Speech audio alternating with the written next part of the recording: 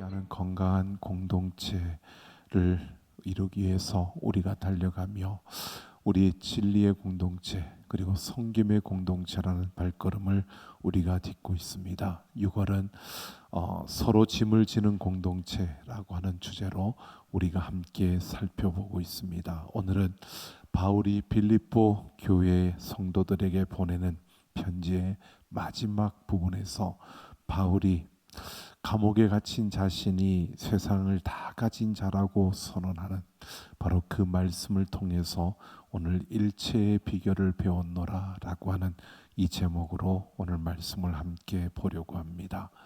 오늘 10절에서 보면 바울이 이렇게 고백합니다. 내가 주 안에서 크게 기뻐함은 이라고 말하고 있습니다. 크게 기뻐했다라고 하는 것은 엄청난 양의 다이너마이트를 한꺼번에 터뜨리는 바로 그러한 충격적인 어마어마한 그러한 기쁨을 우리에게 말해주고 있는 겁니다. 바울이 무엇이 그렇게 크게 기뻤을까라고 하는 것을 보면 지금 바울은 감옥에 갇혀서 있는 그러한 상태고 이제 죽음을 앞두고 있는 그러한 때입니다. 그러한 바울이 크게 기뻤다라고 하는 것은 그 이유를 이렇게 말합니다. 너희가 나를 생각하던 것이 이제 다시 싹이 남이니 너희가 또한 이를 위하여 생각은 하였으나 기회가 없었느니라 이라고 말하고 있습니다. 이것을 우리가 생각해 보면 바울과 빌립보 교회의 관계를 우리가 생각해 봐야 합니다.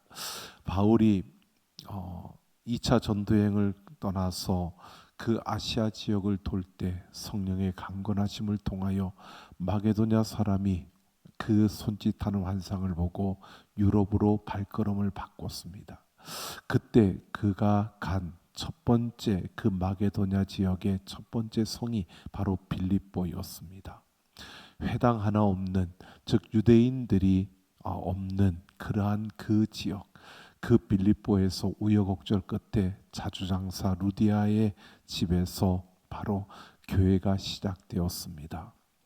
빌립보 교회가 어느 정도 자리가 잡혔을 때 바울은 이제 그곳을 떠나서 다른 곳으로 그 복음을 전하러 가는 겁니다. 그때 교회를 설립한 바울이 그곳을 떠난다고 하니까 빌립보 교회 성도들이 그냥 있을 수는 없겠다. 그래서 그들이 바울과 약조를 합니다. 언약을 하는 것이 어디를 가든지 바울이 어느 곳에 있든지 그들을 돕겠다. 그들이 돕겠다고 이렇게 약조를 하는 겁니다. 이것은 사실 정식적으로 언약을 맺고 어떤 증서를 쓰고 협약 체결을 하고 이러한 것은 아닙니다. 하지만 빌립보 교회와 바울은 정말 그 교회를 설립하고 그 복음으로 양육받은 그들은 바울과 함께하고픈 마음에서 바울이 어디를 가든지 돕겠다라고 한 것입니다. 그러면서 바울이 빌립보 교회를 떠났는데 그리고 바울은 데살로니가로 갔고요. 그 데살로니가에서 복음을 전하다가 불량자들을 만나서 거기에서 어쩔 수 없이 그들 때문에 피해서 베레아로 갔는데 그들이 베레아까지 따라와서 바울을 괴롭히는 겁니다. 그래서 바울은 그 베레아를 떠나서 아덴으로 가고 우리가 말은 요즘 하는 그리스 아테네죠. 그 아덴으로 갔다가 거기에서 그가 또 그 철학자들과의 그런 그 이야기 이런 가운데서 거기에 더 이상 있지 못하고 그는 쫓겨나서 고린도로 가게 됩니다. 그리고 그 고린도에서 고린도 교회를 설립하고 바로 그곳에서 다시 에베소로 가서 에베소 교회를 세웁니다. 이렇게 복음을 전하다가 예루살렘으로 돌아오고 그리고 다시 로마로 잡혀가는 이러한 상태, 이러한 길을 걸었습니다.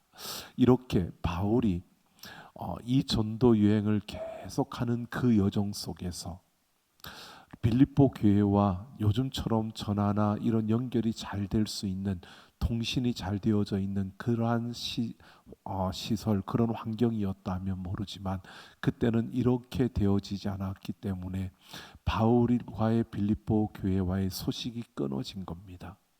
바울이 어디쯤 있으려나, 그리고 빌립보 교회에서 그들을 돕기 위해서 그곳을 가보면 바울이 이미 떠나가 버렸고, 또 바울의 소식을 듣고 그곳에 가보면 또 없는 이런 상태가 계속되면서 빌립보 교회에서 바울을 돕던 그 일이 끊어진 것입니다.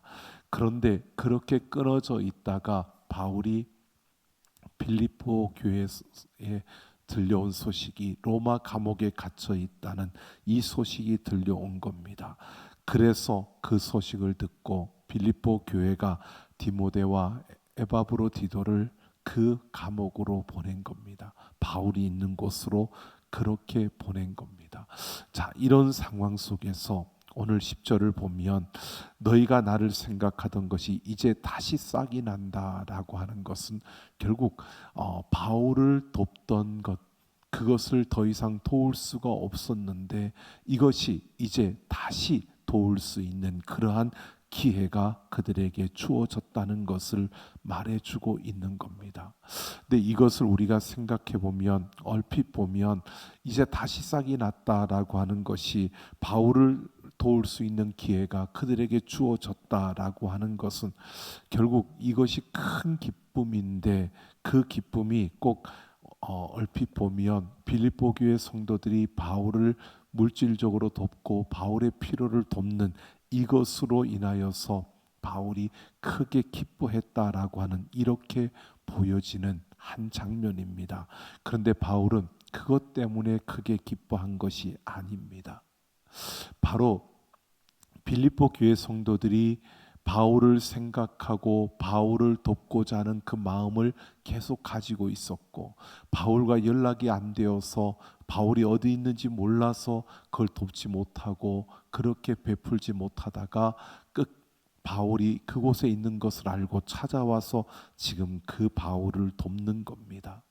그런데 이것은 바울이 볼 때에 그들이 물질적으로 나를 도와서 바울이 기뻐하는 것이 아니라, 바울은 빌립보 교회 성도들이 바울이 하는 그 복음의 역사에 함께 참여하고자 하는 그 마음을 그치지 않고, 그 바울과의 연락이 끊어진 그 가운데서도 그들은 끊임없이 바울을 도와서 복음의 그 역사에 함께 하고 싶은, 복음의 그 사역에 그들의 힘을 보태고 싶은 바로 이런 일들이, 이런 마음이 그들에게 있었다는 것을, 그렇게 노력했다는 그 자체를 바울이 기뻐했다는 것입니다.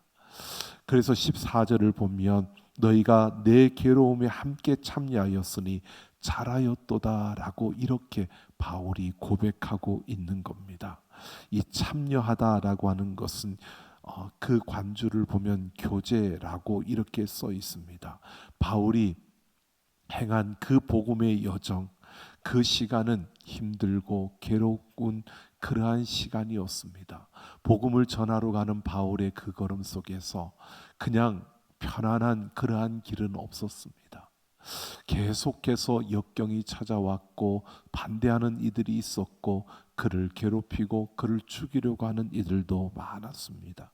그러한 모든 여정 속에서 바울은 다른 것이 아니라 바로 그 복음을 위해서, 하나님 나라의 확장과 선교의 그 역사를 위해서 그 길을 걸었고, 바울이 크게 기뻐할 수 있었던 것은 바로 그 빌립보 교회 성도들이 그러한 바울의 길에 함께 하고 싶었던 그런 마음으로 바울을 찾고 바울에게 그 물건과 필요한 것들을 그렇게 보내는 이 모습을 그는 기뻐했다는 겁니다. 오늘 우리가 분명히 이것을 봅니다. 우리가 서로 짐을 진다는 것은 이러한 것입니다. 여러분, 우리가 내가 어떠한 것을 보고 내가 어떠한 필요가 있으니까 그것을 함께 진다, 이러한 일차적인 의미가 있지만, 좀 더 나아가서는 하나님의 나라의 확장과 선교의 그 역사를 위해서 우리는 서로의 짐을 지는 겁니다. 하나님께서 우리를 통해서 행하실 일이 있고 하나님께서 우리를 통해서 이루실 일이 있습니다. 바로 그 일을 위해서 오늘 우리는 하나님의 자녀로서 이 땅을 살아가고 있는 겁니다. 그러기에 우리 한 걸음 한 걸음 우리가 살아가는 삶의 그 모든 일들은 그냥 단순하게 내 개인적인 일, 내 유익만을 위한 일, 내가 내 배를 채우고 내가 원하는 것을 갖는 그러한 일들로 채워진 삶이 아니라는 겁니다. 오늘 우리는 우리에게 있는 일들을 이렇게 보아야 합니다. 하나님의 자녀로서 우리가 걷는 그 걸음은 그 걸음을 통해서 하나님 나라가 확장되어지고 하나님의 그 선교의 역사가 이루어지는 걸음을 우리는 걷고 있는 것입니다. 내가 하는 일들은 별것 아닌데 내가 살아가는 우리 일상의 삶은 어쩌면 그냥 평범하고 그냥 모두가 걷는 그러한 길처럼 보여질 수도 있습니다. 그런데 우리가 걷는 그 걸음은 그냥 걷는 걸음이 아니라는 겁니다. 우리가 서로의 짐을 진다고 하는 것은 우리가 이 개념으로 서로를 바라볼 수 있어야 합니다. 그냥 일상의 삶인 것 같지만 그 일상의 삶을 통해서 우리를 통해서 그리스도의 빛이 비춰지고 하나님의 그 사랑이 흘러가고 하나님의 그 생명이 흘러가는 이 역사가 우리를 통해서 이루어지고 있고 그 일을 우리는 함께 짊어지고 가야 하는 겁니다. 그래서 우리가 함께 협력하는 겁니다. 바울을 협력하여 이 빌립보 교회 성도들이 바울의 필요를 채워주려고 하고 그에게 무엇이 필요한가를 살피고 그를 기억하며 그가 어디에 있는지 살폈던 이러한 모습처럼 오늘 우리는 서로의 짐을 진다는 것은 우리의 일단 개념부터 바꿔야 합니다. 우리의 일상이 내가 걸어가는 삶이 그냥 나의 삶을 사는 것이 아니고 내 시간을 보내는 것이 아니라 우리는 하나님의 나라를 위해서 살아가는 것이고 하나님의 그 나라 그 복음의 역사를 위해서 우리는 그 시간들을 사용하고 있는 겁니다. 그래서 우리가 일하는 그 직장, 우리가 만나는 그 사람들, 우리가 행하는 모든 일들은 결국 하나님 나라의 확장과 그 선교의 역사를 위해서 우리는 걸어가고 있고 살아가고 있다는 겁니다. 그래서 우리가 서로의 짐을 진다는 것은 바로 이렇게 맞춰지는 겁니다. 결국 우리가 평범한 일상의 삶을 살아가는 것 같지만 함께하는 그 걸음을 통해서 하나님 나라의 확장을 이루어가고 있는 것이고 우리를 통해서 더 많은 이들에게 복음이 전하여지고 우리가 행하는 그 작은 일들을 통해서 하나님의 그 사랑이 흘러가는 이 걸음을 통해서 하나님 나라가 확장되어지는 그 역사를 이루는 바로 이것이 바로 서로의 짐을 지는 그 모습이라는 것입니다. 오늘 바울과 이 빌립보 교회의 모습은 우리에게 이러한 모습을 말해주고 있습니다. 우리가 걷는 그 걸음 속에서 우리가 만나게 하고 또 같이 함께 걷게 하고 같이 함께 가도록 우리의 길을 열어주시는 하나님의 그 손길을 따라서 우리는 서로의 짐을 지고 가는데 그 짐은 그냥 저 사람이 약하니까 저 사람이 부족하니까 그것이 아니라 좀 더 깊게 보면 더 넓게 보면 하나님의 나라의 확장을 위해서 함께 걸어가고 있고 하나님의 그 선교의 역사를 위해서 우리가 같이 서 있다는 것입니다. 이것을 오늘 바울은 같이 교제하고 있는 그러한 모습을 그렇게 크게 기뻐하고 있는 이 모습으로 보여주고 있습니다. 오늘 우리는 바로 서로 짐을 지고 가는 그 걸음은 이러한 것임을 보아야 합니다. 같이 교제하는 겁니다. 같이 함께 걸어가는 겁니다.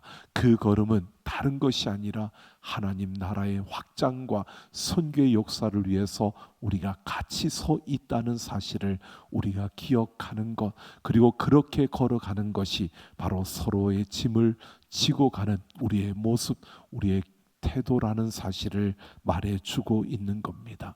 그러면서 오늘 11절을 보면 바울이 내가 궁핍하로움으로 말하는 것이 아니니라 어떠한 형편에든지 나는 자족하기를 배웠다라고 말하고 있습니다. 바울이 지금 자신이 기뻐하는 것은 바로 그 헌금해주는 빌립보 교회 성도들이 자신을 위해서 돈을 보내준 그것에서 그가 기뻐하는 것이 아님을 분명히 말하면서요, 그는 자족하기를 배웠다라고 이렇게 선언합니다. 오늘 11절에서 말하는 이 자족은 원어를 보면 아우타르케스라고 하는 단어입니다. 이것은 뭐냐 하면 자기가 만족한다라고 하는 이러한 것을 말하는 건데, 이 당시에 스토아 철학자들이 자족을 최고의 미덕으로 삼았습니다. 스스로 만족하는 것, 이것을 최고의 미덕으로 삼았는데, 이 철학자들이 말하는 이 자족은 어떤 것이냐 하면 외부의 환경에 기대지 않고 오직 자신의 강한 의지와 이성으로 마음의 평정심을 유지하는 것, 이게 자족이라고 보았습니다. 그러니까 환경이 어떠하든 상황이 어떠하든 내가 내 마음을 지키는 것, 그래서 어떤 유혹이 오더라도 내 마음의 평정심을 잃지 않기 위한 그 강인한 의지와 그런 이성을 가진 사람, 그가 바로 자족하는 삶이고, 그런 자가 스토아 철학자들이 생각하는 자족의 그 미덕을 갖춘 그러한 인물로 그들은 본 것입니다.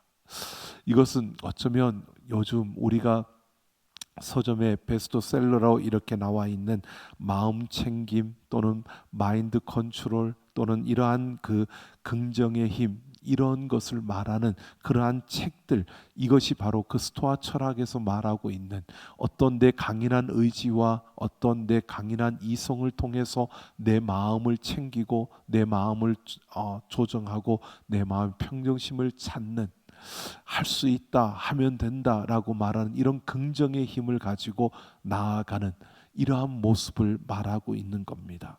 하지만 바울이 말하는 이 자족은요, 이런 것입니다.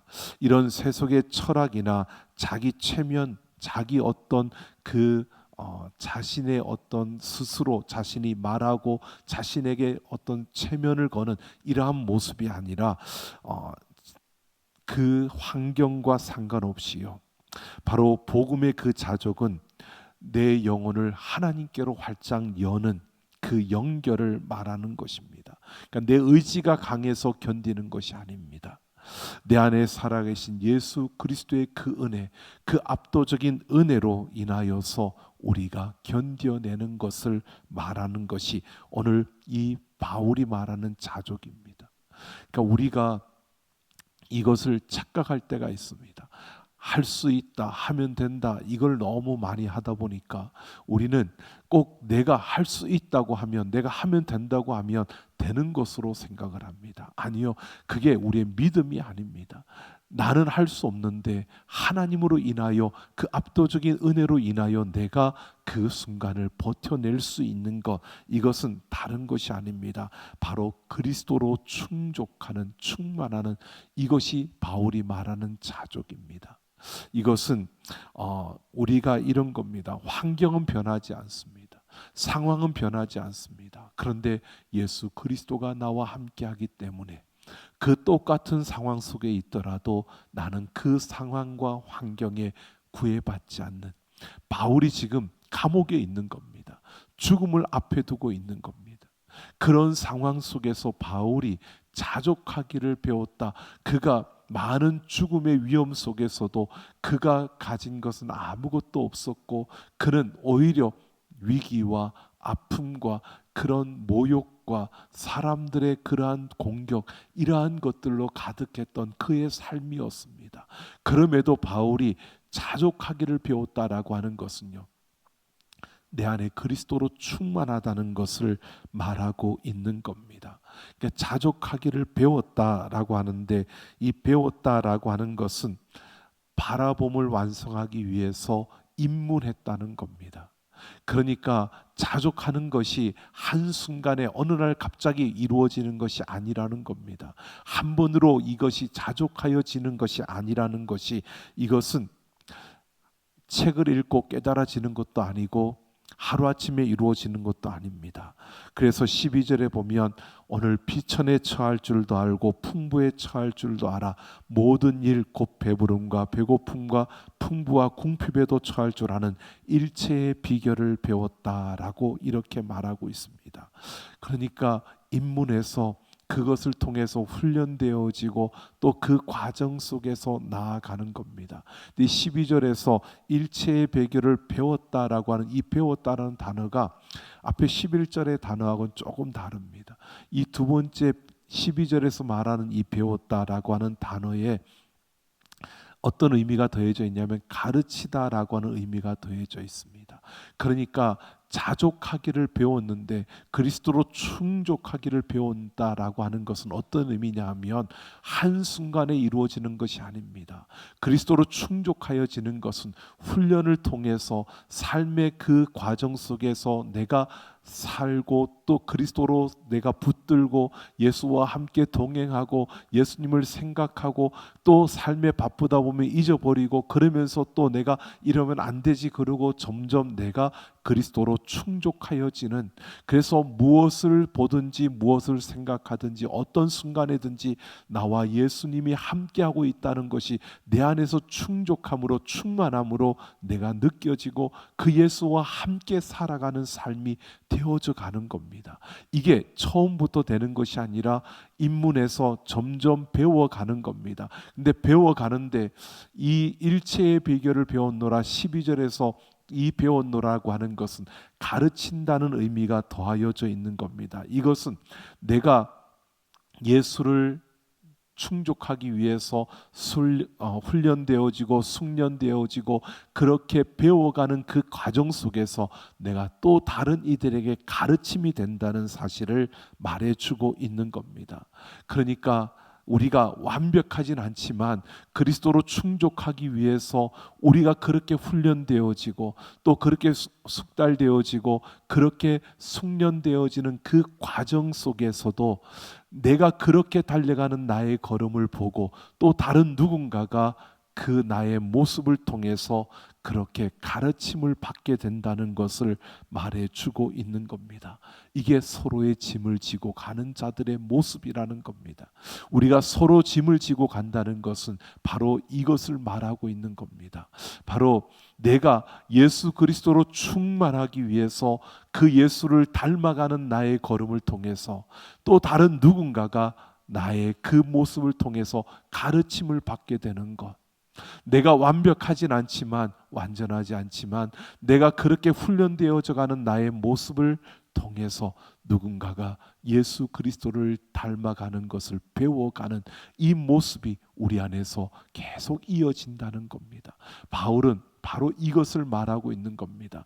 내가 그리스도로 충족한 삶을 내가 배웠다. 내가 그렇게 해서 그 그리스도를 닮아가기 위해서 내 삶의 모든 순간순간마다 예수님이 함께 하심을, 예수가 닮아가려고 예수를 닮아가려고 그 순간마다 예수님 나와 함께 하심을 인식하고 그 예수님을 붙들고 예수님과 함께 걷는 그 걸음을 내가 배워왔고 훈련해왔고 그렇게 내가 단련시키며 달려왔는데 그렇게 걷는 나의 걸음을 그들이 보고 또 가르침을 받는 이들이 그 가운데 있었다는 것을 말해주고 있는 겁니다.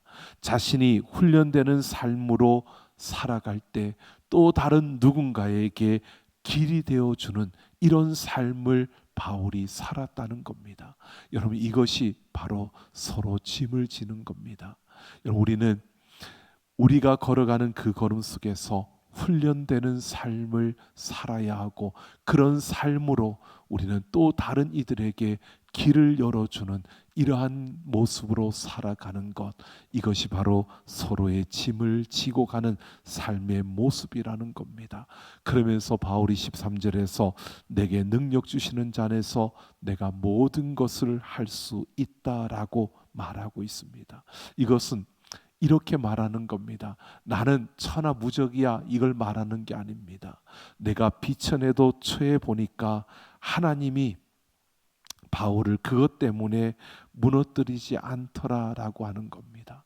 그러니까 내가 비천에 처한다고 해서 하나님이 나를 그냥 버리지 않고 나를 그냥 그렇게 무너뜨리지 않더라. 결국 하나님께서 내가 어느 자리에서든지 그렇게 내가 삶으로 훈련되어지면서 훈련되는 그 삶으로 또 다른 누군가에게 길이 되어질 수 있도록 하나님이 그렇게 내 걸음을 이끌어 가시더라. 나를 통해서 하나님이 그 놀라운 일들을 이루어 가시더라라고 이렇게 말하고 있는 겁니다.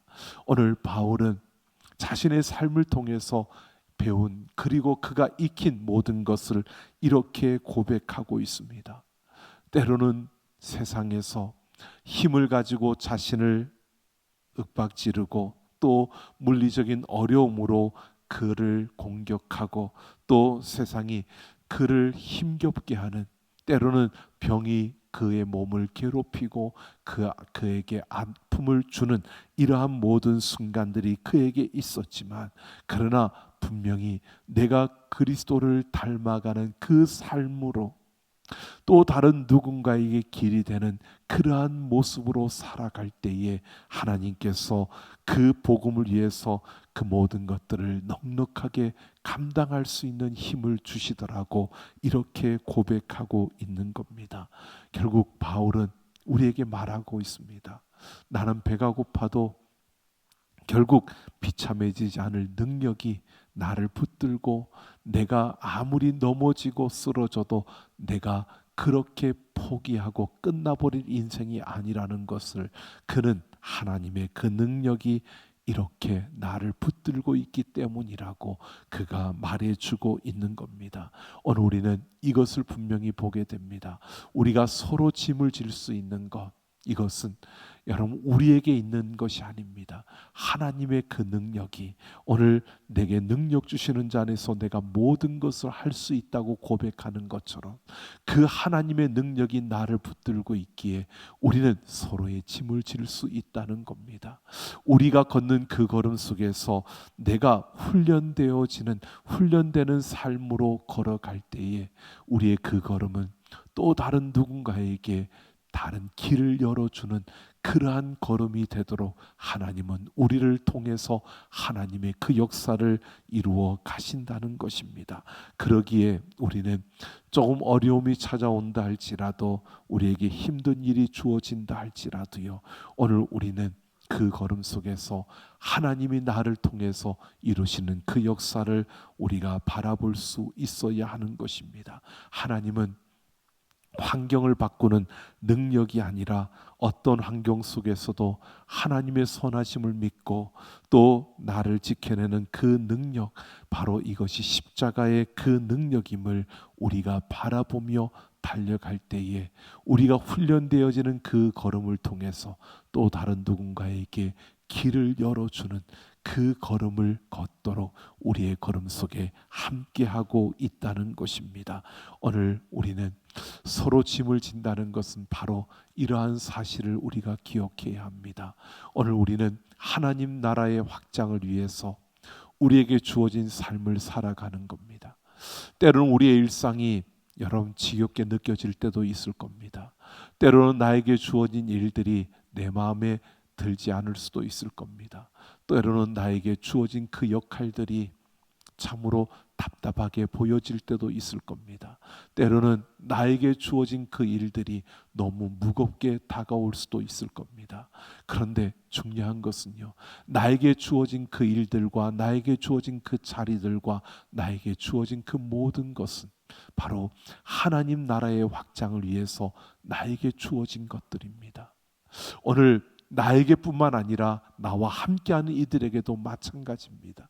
오늘 우리는 너무나 당연하게 비교하는 그런 세상 속에서 살아가다 보니까 우리는 모든 사람들, 나와 다른 것을 항상 비교합니다. 아니, 나와 비슷한 것도 우리는 비교합니다. 근데 우리가 비교할 것이 아니라 우리는 각자의 짐을 지고 각자의 삶의 자리에서 우리에게 맡겨진 그 일들을 통해서 하나님 나라의 확장을 이루어가고 있는 겁니다. 우리가 걷는 그 걸음, 우리의 일상이, 우리에게 주어진 삶의 자리가 바로 그러한 자리라는 것을 우리가 기억하면서 우리는 서로의 짐을 지는, 그래서 훈련되어지는 그러한 삶으로 우리가 살아야 하는 겁니다. 지금은 부족하지만 그냥 나중에가 아니라 그 한 걸음 한 걸음을 통해서 훈련되어지는 그 걸음을 걸을 때, 그 걸음을 통해서 또 다른 누군가에게 길을 여는 이런 삶을 우리는 살아가게 되는 것이고, 이것이 바로 서로의 짐을 지며 나아가는 그리스도인의 모습이고, 이것은 다른 것이 아니라 하나님의 능력으로 이 모든 것을 가능케 하신다는 것을 우리에게 분명히 말해주고 있습니다. 여러분, 한 인물이 있습니다. 페니 크로스비라는 찬송가를 많이 작곡했던 이 여인은 태어난 지 6주 만에 돌팔이 의사의 잘못된 처방으로 시신경이 타들어가서 평생 빛을 보지 못하는, 앞을 보지 못하는 시각장애인이 되었습니다. 그 집은 가난했고 아버지는 일찍 돌아가셨습니다. 인간적인 조건으로 보면 평생 세상과 하나님을 원망하며 비참한 삶을 살아야 했던 그러한 여인이었습니다. 페니 크로스비가 8살 때 지었던 시가 이런 내용이었습니다. 나는 세상에서 가장 행복한 아이입니다. 비록 나는 볼 수 없지만 나는 내 삶을 만족하기로 결심했습니다. 이게 8살 때 지었던 시라고 합니다. 훗날 유명해졌을 때 한 목사님이 동정하며 이렇게 물었다고 합니다. 하나님께서 자매님에게 그토록 많은 재능을 주셨는데 왜 시력은 주지 않으셨는지 참 안타깝습니다 라고 했답니다. 그때 페니 크로스비가 이렇게 환하게 웃으면서 이렇게 답했다고 합니다. 목사님, 만약 제가 태어날 때 하나님께 기도를 할 수 있었다면 저는 시각장애인으로 태어나게 해달라고 기도했을 것입니다. 왜냐하면 제가 죽어 천국에 가서 내 육신의 눈을 떠서 가장 처음으로 보게 될 얼굴이 바로 나를 구원하신 나의 사랑하는 예수 그리스도의 얼굴이 될 것이기 때문입니다 라고 고백했다고 합니다. 가장 치명적인 결핍과 앞을 볼 수 없는 그러한 맹인이라는 육체제의 그 한계 속에서도 그녀는 원망의 노예가 되지 않고요, 우리가 잘 아는 찬송가 예수를 나의 구주 삼고 성령과 피로써 거듭나니 이 세상에서 내 영혼이 하늘의 영광 누리도다라고 하는 그 참 가사를, 그 찬송가를 자신의 신앙의 고백으로 그렇게 그렸던 그러한 분입니다. 오늘 생각해 보면 바로 이러한 것을 우리가 보게 됩니다. 우리는 환경을 탓하고, 우리는 내 상황을 탓하고, 나의 무언가를 자꾸 탓하고 살아갑니다. 그런데 분명한 것은 오늘 우리에게 말해주고 있습니다. 감옥에 갇혀있던 이 바울도요, 시력을 잃고 찬양했던 그 페니 크로스비처럼 오늘 우리는 진정한 능력은 외부의 조건에 있지 않다는 것입니다. 오늘 십자가에서 나를 위해서 모든 것을 내어주신 그 주님과 내가 연합되어질 때, 그 주님이 내 안에 충만하여질 때 바로 우리의 삶은 그만큼 자유롭고 또 의미 있고 가치 있다는 것을 우리에게 분명히 말해주고 있습니다. 오늘 우리는 예수 그리스도로 만족하는 삶을 산다는 것은 다른 것이 아닙니다. 내 모든 걸음이 바로 하나님 나라의 확장을 위해서 있는 나의 걸음이고, 나는 그 걸음을 한 걸음 한 걸음 걸어갈 때에, 내가 그런 삶을 살아갈 때에, 그런 삶을 통해서 또 누군가에게 길을 열어주고 있는 나의 걸음이라는 것을 우리가 기억하며 걸어간다면 이것이 바로 서로의 짐을 지고 가는 자의 모습이라는 겁니다. 오늘도 우리에게 주어진 삶의 그 모든 순간마다 여러분, 다른 것이 아니라 예수 그리스도로 충만한 그러한 우리의 걸음을 통해서 우리가 숙련되어지고 훈련되어지는 그 삶을 살아감으로 또 다른 누군가에게 길을 열어주는 바로 이런 우리의 걸음을 통해서 우리가 서로의 짐을 지고 함께 하나님 나라의 확장과 선교의 역사를 이루어갈 수 있는 우리 모두가 되기를 예수님의 이름으로 축원합니다.